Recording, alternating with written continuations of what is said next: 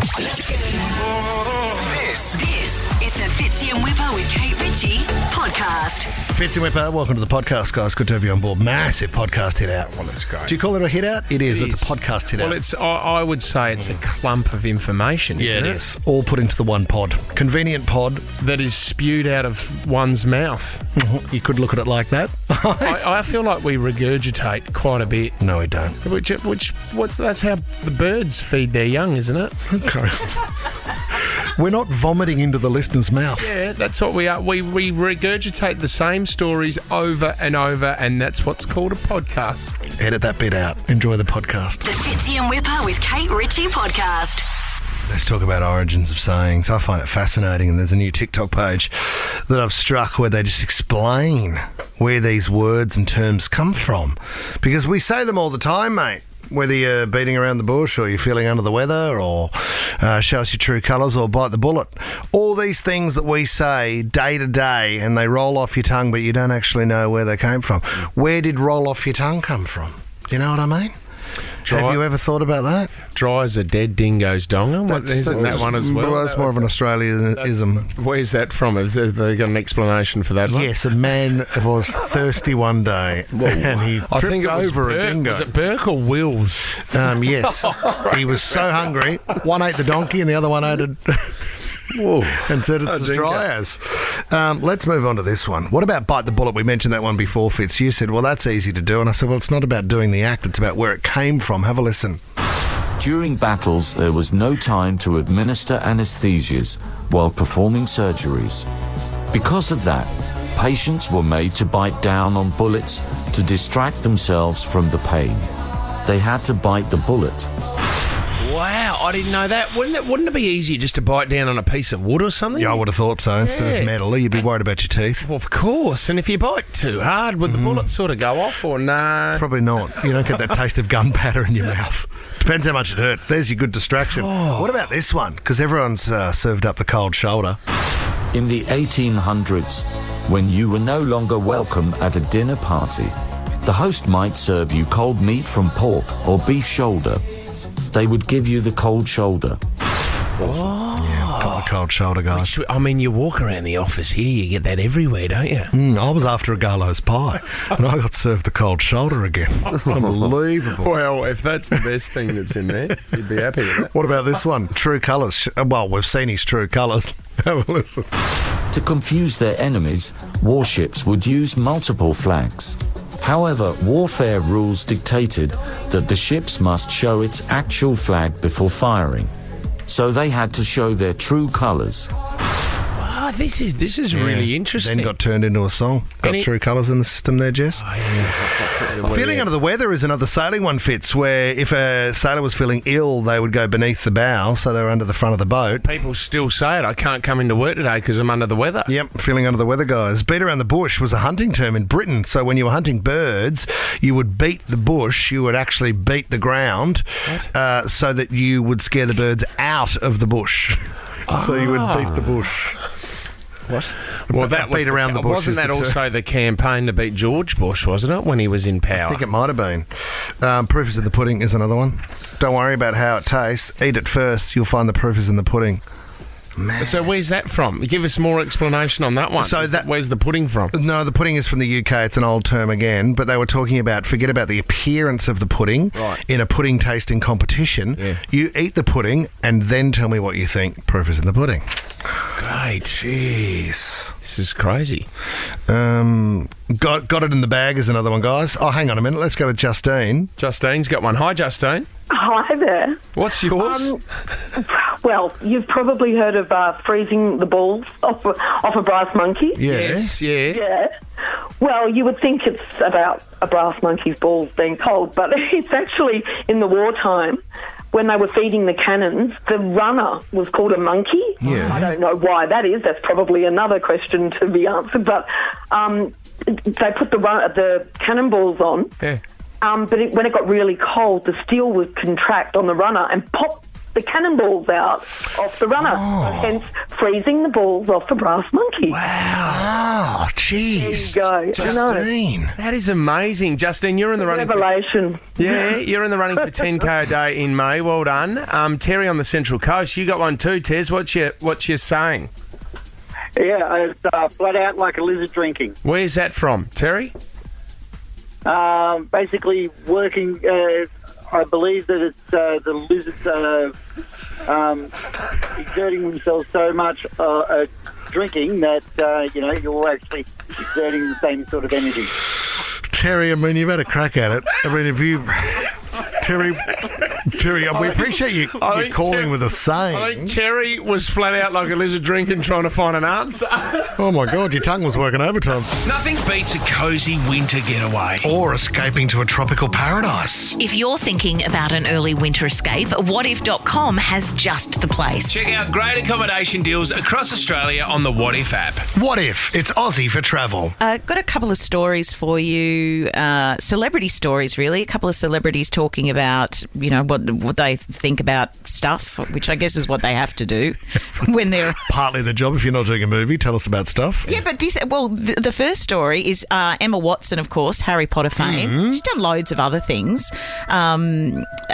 She's come out and said that she hasn't done a film for 5 years because she just started to get really frustrated and felt caged around the fact that she was being criticised for stuff that was out of her hands or out of her... She's not a big fan of the spotlight, Emma Watson, is she? No, I don't think so. And maybe that's because fame came to her at such an early age and she probably hasn't had to work. Well, she's got a full bank account, so she can get a bit picky and choosy about what she does. There was an interesting article I read. I think it was on Pedestrian TV or something like that. And I guess the point is that now for film stars or all these people that are being paid big money, they can't just be a good actor anymore. They have to represent, some kind of the moral fibres of the world around them rather than just playing a role. Even to the point that if you're silent on some topics, people say that's not good enough. Absolutely. Oh, my God. Shut up, world. Yeah, you got to be on the forefront of social issues, don't you? But you know what? But this is the thing. If you stay quiet, people don't talk about you. There's a lot of them that decide to do that as well. Yeah, but then I suppose with some people, they're worried if I stay quiet and I'm not making a noise, then people might forget about me. I know all of the Harry Potter cast were highly criticised when all the J.K. Rowling story blew up and she was outed as a transphobe. Oh, yes, of course. And that then as a result, they were then asked to pass comment on all of these things and it really had nothing I don't have a comment to make. To do with them. I just want to be nude on the back of a white horse. I do love celebrities that just go off into oblivion. And we, a radio legend here, Doug Mulray, and he was our voice every day and everyone loved him, and then just went, nah, I'm going to live out in the middle of nowhere and I'm not going to do any interviews anymore. See you later. And he just lived a quiet life. Heaven. It does, doesn't it? I know. The person, though, that likes to say heaps of stuff about heaps of stuff, and often when I listen to him, I can't quite work out what he's talking about, is Nicolas Cage. Awesome. Take it easy with my cat! What an actor. I don't think he knows when he's acting or not. Yeah, I think that's what it's got to with Nicolas Cage. He's one of the best. Wasn't there a movie that came out that was where he played Nicolas Cage? Yeah, he wrote it. But but have you seen it? No, I wouldn't be watching that. No. Face Off is one of the worst films. I'd like to take his He's not, mate. face. We cannot, from the movie reviewer over here, we cannot talk to you at all. He has had some amazing movies. I mean, he's won an Oscar. Yeah, as a supporting role. Yeah, he has. Still an Oscar. But Doesn't matter, mate. He's a hack. Off screen, he is the gift that keeps on giving. Yes, I think there were even those photos where he was found in his Nike socks, kind of having a little snooze outside a casino. He does that a little bit. I mean, he gambles. He's lost all his money. He spent $200,000 that he'd won that night on a dinosaur skull head. He's got a two-headed snake at home. But that's why he's interesting. He's an over-actor. He is really interesting. Have a listen to this little beauty he's had to say recently. What is your earliest memory? I know this sounds really far out, but sometimes I think I could go all the way back to in utero and feeling like I could see faces in the dark or something. I know that sounds powerfully abstract. Now that I'm no longer in utero, I would have to imagine it was perhaps vocal vibrations resonating through to me in that state.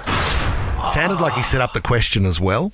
Sounded like it said, ask me how back I can remember. Yeah. Me how far back. Oh, Because I've got question. something powerfully abstract to say about it. No, it's not, Nick. Now, surely in those moments, he's a bit like our people who have died and come back to life where he has an out-of-body experience. You can't be saying that stuff and taking it seriously. Nobody remembers when they're in the womb. Nobody remembers. What are you talking about? What's your earliest memory? I go back under 2. Yeah, I remember being under 2 because... Doing what? Because you look... Oh, I remember... Under 2 you what? looked at your licence. I remember...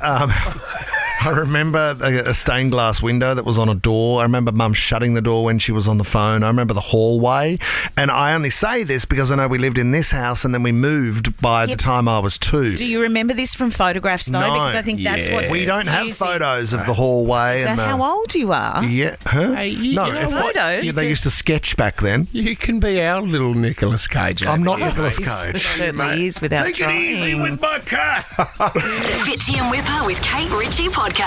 I'm not sure if your family would operate like this, but you're right. There's some pressure from a lot of families, Fitz, that when the kids grow up, you go straight into that business. You know, quite often a business will sell on the fact that they are 3rd, 4th generation bricklayers. Yeah, I love it. Which means there's experience because that's all they do. Still the best is... I got to know Tim and Glenn Cooper. Oh, God. 5th generation Beer makers. brewers.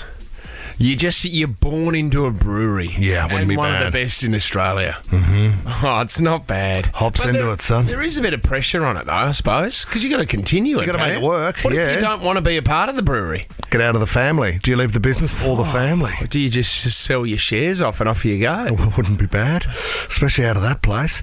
This is a bit more of an interesting one. A girl by the name of Vaya, she has started an OnlyFans account. Why not? What have I got? Is that a family thing that was being passed down, is it? It hasn't been passed down, but it's not to say that it won't be passed down, because the great thing is it started with Mum taking a couple of the photos, and they were just for her social media when she was only on Instagram, and then she started to sort of merge into more of an OnlyFans account. The content became racier, but you already had Mum on board as a photographer.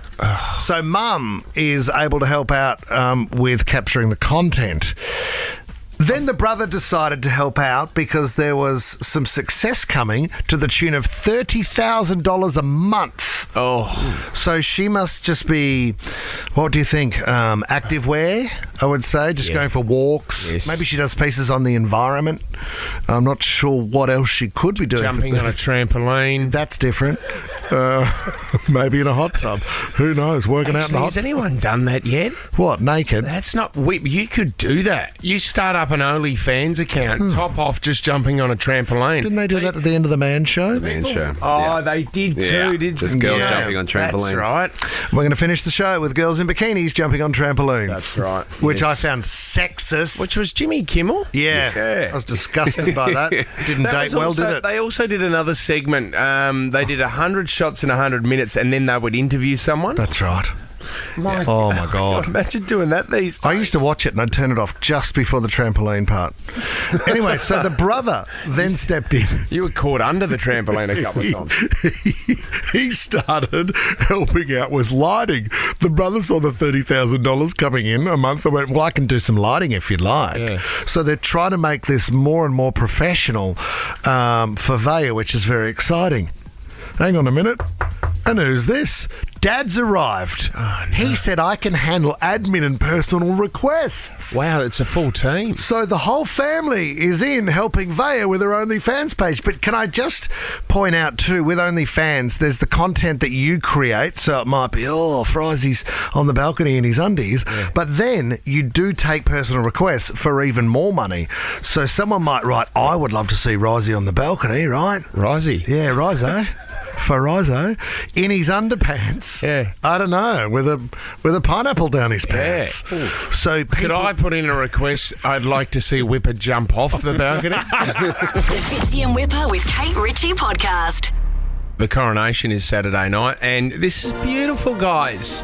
9 Honey has revealed to everyone, if you're sitting down to watch the coronation on Saturday night, why don't you have 10 recipes fit for a royal to celebrate the coronation? Oh, okay. Don't say it tongue in cheek. This is Kate's heart. I am so excited about Saturday, you know what? and I love this stuff. Yesterday, Kate rushed home. Yeah. She said, I got something really important to do.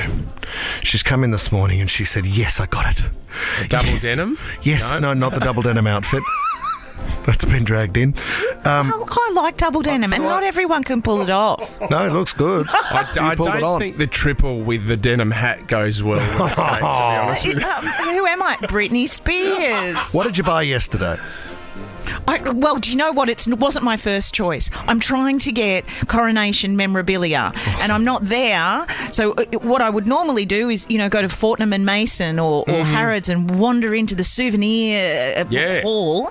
And I'm trying to get Cornish ware that are doing coronation planters, so you can plant a tree on the day of the coronation, right? So that's anyway. I don't even want to say that out loud because I don't want people to get online and try and get their own because they're really hard to get. So my second choice was I went onto Harrods. I thought they're going to have this stuff falling out of them, and so I've bought a coronation teacup and saucer. What a waste of money! No, awesome. and mugs. Yep. And I just got an express a DHL postage text message, not one of the fake ones, saying it's on its way. Wow! Well, you got your mama plate, didn't you? And Nadia Bartel one as well. When we went over there. My grandma. That wasn't a coronation plate. That was a different sort of plate. That was a contaminated plate. Very different. Do you want to hear the recipes for the coronation? I do, and you know what? The people do as well, Fitzy, and that's what you said. We inform. Let's start with a mushroom risotto. Okay.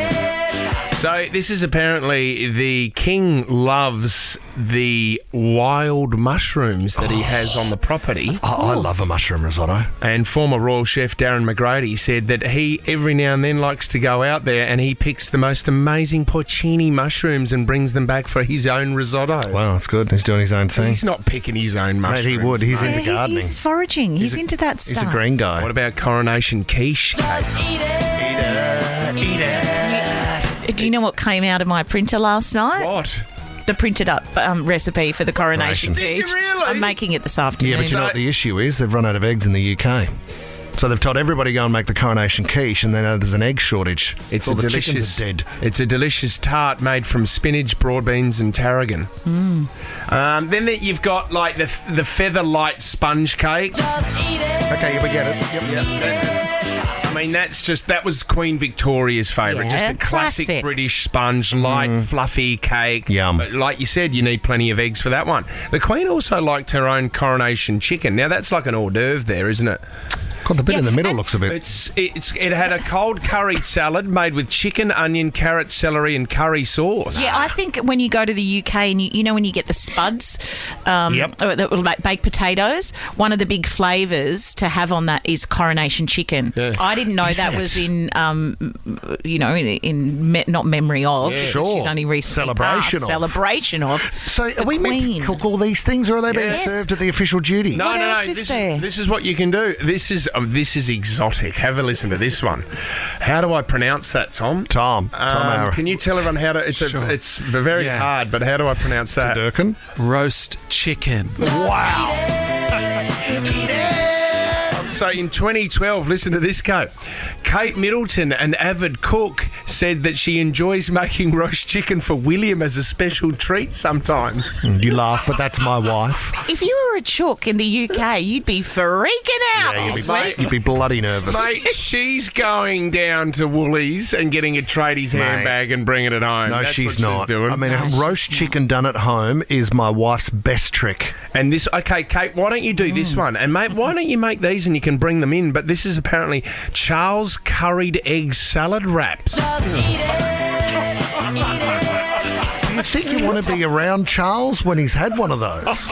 I reckon the trumpeters might turn up around his pants. Do you reckon all these recipes will be in the green room for all the huge artists? Everyone's knocked them back, haven't they? Who is performing?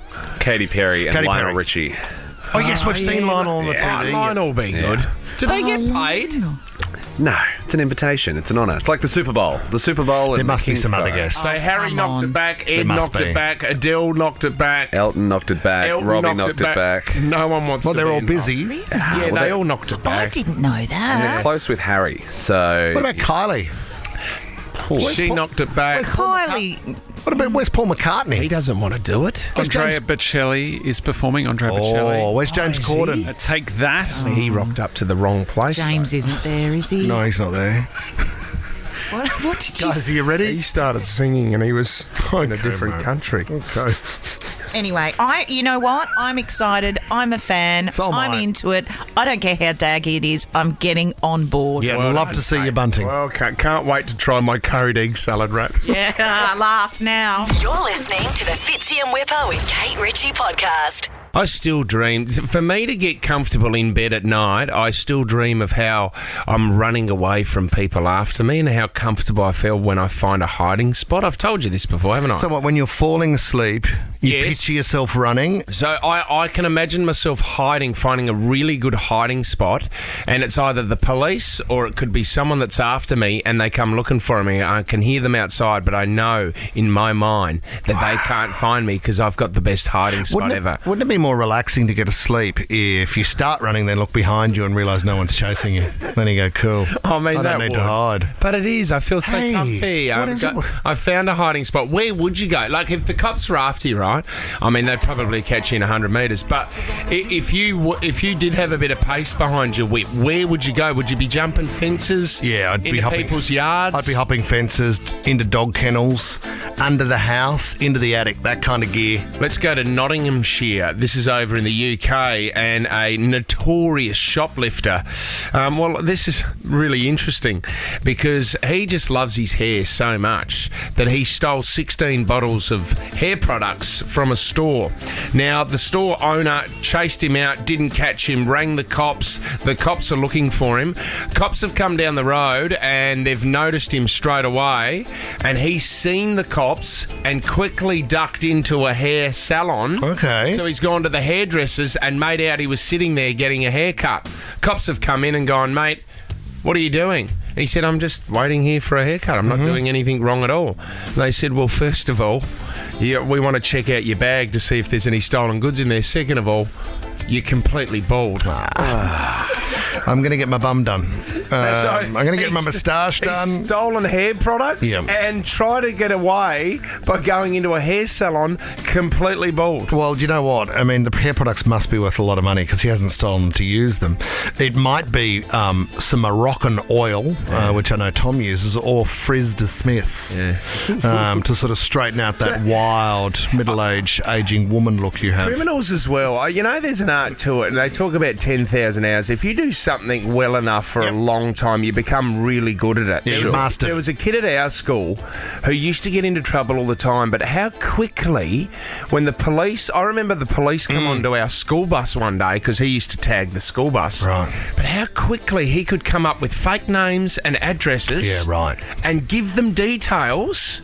And it sounded like, that was his life. They would ask him star signs, everything, and he could tell them everything straight away. One of the great films, Catch Me If You Can. Yes. Leonardo DiCaprio. Yep. Just phenomenal. He would adopt any role. He was a doctor. He was a pilot. He did everything. Well, did you hear about that story recently? Oh, he was real, wasn't he? It was a true story. So that was a real story based on a guy. Yeah. The guy has just passed away recently, and his family's come out and said, this is how good he was as a con man. He didn't do any of that. There was like all those stories he made up. It up. He conned you into a majority of that movie, and it was all a lie. So the question is he really dead? You wouldn't be able to believe him. It's not bad. You would not be able to believe him. You're listening to the Fitzy and Whipper with Kate Ritchie podcast. We like the Life Improver. How good's the Life Improver? Oh yeah, the Life Improver. Your life improver! I've got an amazing one for you. You ready for this? You've been talking this up all morning. Okay, it's to do with an air tag and training your new puppy dog. Oh, this is... Listen up, Will. Okay, I want you guys to watch this video and have a listen to this. Bogey has an air tag on his collar, and I've been training him that when he hears the sound of the air tag, he associates it with a treat. So, good boy, sit. Good boy. So when you play the sound, you can play a sound on your AirTag. Yep, right. and you find my AirTag. Find the AirTag. Yep. He has it on his dog's collar. When he's trained the dog that when he hears the sound. So if your dog goes missing, Kate, you don't know where the dog is. He plays the sound. The dog thinks, "Oh, there's a treat for me. I've got to go back to my own. I've got to go home." Oh. So you'll never lose your dog. That's really good. That's really amazing. good. There's a treat there for me somewhere. I've got to find my own. And if it doesn't come home, then you can just open your iPhone and work out where your dog is. It's not bad. This is a good one. You can't go anywhere. So layered. I love it. Well, you shouldn't be doing treat incentives, though. Huh? I mean, that's an whole nother discussion. Oh, don't you start. Brooke in Glenmore Park. Life hack, Brooke. Morning, Kate. Morning, boys. Morning. Brooke, what is it? So, we're in winter when your side mirrors of your car, if you've left it out overnight, they're a bit foggy and hard to get out of. Yep. So, when the car's dry, if you put some toothpaste on the mirror and then buff it off with a cloth, you won't have that problem. Oh, so it's anti-fog, Brooke. Yeah. Same as like with the bathroom mirror, same idea. Wow, I didn't know that. Could you do that with your swimming goggles, or would that hurt your eyes with the tooth? No, that'll work. So stinging. Good work. Brooke, you know what I do too? If I've been fishing, then I'll come home and you wash your hands with soap and toothpaste. And it'll get the smell of the fish out of your hands. Toothpaste is a busy tool. Fishing hacks. It is. Gus in North Sydney. Life hack, Gus. G'day, legends. Thanks for having me on. Hopefully this is a nice life hack for you. Okay, Gus. Beautiful manners. If you find yourself out and about with a bottle of wine and you've left your corkscrew at home, just grab out your lighter and run it up and down the neck of the bottle, and the heat will compress and pop it out for you. Oh, the air inside will expand. Never tried this before. If you've got an old bottle of wine, Gus, is it worth doing first of all before you get the corkscrew out so it doesn't break up? It might be more advantageous to list it on eBay and then buy yourself a couple of new bottles of wine with the profit. Oh, Gus Gus, is he's giving us two life You hacks. are a talent. Gus, have you seen those compressed air ones where it's got a fine needle? So you stick the needle through the cork and then you press the gun so the air fills the bottle and pushes the cork out? Yes, I've heard about this. Really clever stuff. So many screw tops now. Isn't there a syringe that goes in there and you don't even have to open the bottle? You can get the wine out without removing the cork. Without removing the cork. And you can just have a glass instead of having to drink the whole bottle. Oh. If you know what I mean. Because when it's open... I love this name. I'm in. Tabitha in Plumpton. Give us a life hack, Morning, Tabitha. guys. How are you? Good, Tabby. Good. So it's you want to hack your trick, prank your boyfriend. Get a pregnancy test and stick it into a tomato, and every time you will get a positive test. I mean, funny joke. Really funny joke. Why does it go positive off a tomato, Tabitha?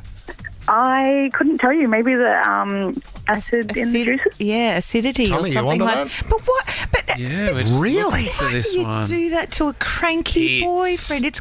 It's a great stitch up, Kate. You know it. I'm just writing it down. Only you had a boyfriend. That would be... I mean, it's a funny joke to a point. Well, it's not.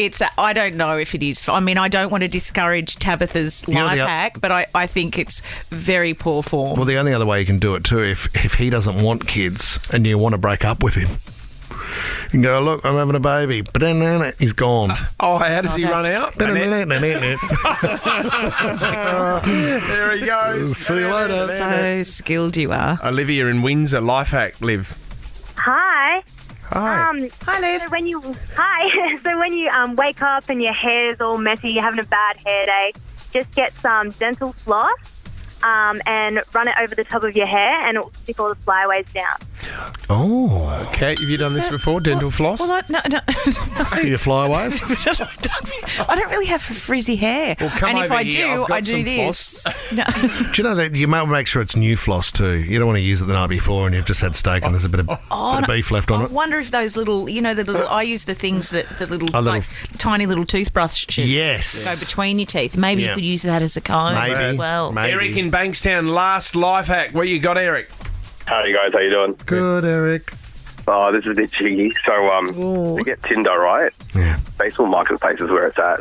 You do a search for wedding dresses, filter down to distance, and you'll be able to rekindle something with a newly single person back on the market. Oh, so if they're selling their wedding dress, you would suggest the wedding's the marriage is over. You want someone vulnerable. So you're trying to find that broken heart and get in damage control. Oh, Eric. Eric. It's not bad. You love it. Look at your face. Facebook Marketplace. Eric. You rock up just to see what it looks like and go, oh, I'm so sorry to hear about what's happened with your relationship. Well, you wouldn't even mention it. No. You'd just come in like a knight in shining armour. Eric, the rebound chaser. Yeah, rebound Charlies, I call them. Okay. Do you know what? I'm actually really enjoying Eric's or Tabitha's pregnancy stitch up with the tomato. Very good. Everyone try that one today, going into the weekend. You need to choose No, one. I'm not. I'm out. You got to choose it. I'm out. Well, Brooke, Gus, Tabitha, Olivia, Eric, you're all in the running for 10K a day in May, but I'm giving it to Tabitha this morning. She wins the $100 from the ice. Good on you, Tab. Thank you. Great trick. Try it tonight. We like the Life Improver. How good's the Life Improver? Oh yeah, the Life Improver. Your life improver. You're listening to the Fitzy and Whipper with Kate Ritchie podcast. They've released a list, the world's 10 highest paid athletes. It's a Forbes list. Yeah. Love one of those. I mean, I know you're not meant to start a list at the top. You've got to go to the top, but we know it's number one. We know Ronaldo's at number one. Yeah. Yep. Cristiano. What is it? How much? What are we looking at Well, here? it's over $200 million. It's like £109 million, they're saying. Wow. Half of that only comes from on-field play, and then the rest of it is sponsorship. Where's Messi? Is Messi on there? Lionel Messi? He's just after that, $130 million. It's unbelievable, isn't it? $130 million. It's ridiculous. Is it Kylian or Kylian? Mbappe. Thank you, MDG. Another soccer player. I knew you were going to have to jump in here because What's big in the World Cup? Some guy called LeBron James. Okay, I'm joking with that one. LeBron made $120 million. Wow. The one that I found interesting, I'm going to muck this up. Here we go. Dustin Johnson is not Dustin Martin. No. I'm really surprised with Stephen Curry from Blow Up making $100 million. That's Steph Curry. I didn't know Stephen was such a good The show hasn't even kicked off. So no one knows what I'm talking about, and it was a really bad gag. What and are the I rest was of the so Curry nervous. brothers? I thought Formula One drivers in there, or I don't know. Any of these Formula One drivers. Dustin Johnson at 110. Phil Mickelson. Golf, yeah. About the same. Our mate Steph and Stephen. Tennis? Roger Federer. Still, he's not playing anymore, is he? $95 million? He invested well. He invested into Canva and Afterpay. And then he did really well. He's just. I'm not even listening to you because I'm so nervous about the names. He's a private equity beast. He'll just jump into anything. Didn't Bono invest into Facebook early? He did, didn't he? Yeah. I love those stories. Remember, because he became the wealthiest musician when they floated. Yeah. But not because of the music. Not because of the music. Well, it's the other thing as well. I mean, those musicians now are getting into perfumes, fragrances, and then also, you look at Ryan Reynolds would have to be. He's close to the $1 billion mark, isn't he? Amazing. Yeah, he is. Or gin, everything that he puts his name to. He's had a couple. Turns to gold. And then Wrexham is booming. Oh, that's man. huge. Who's that? That's the footy team that he bought for a couple of $1 million. I thought you said Ryan Reynolds puts money into all these companies and then Wrexham. That's not bad. Not bad. That wasn't even a joke, guys. We're going to have tomorrow off. That's up there with Tar or Avatar as some of your best. You stay out of it, mate. Fitzy and Whipper with Kate Ritchie is a Nova podcast. For more great comedy shows like this, head to novapodcast.com.au.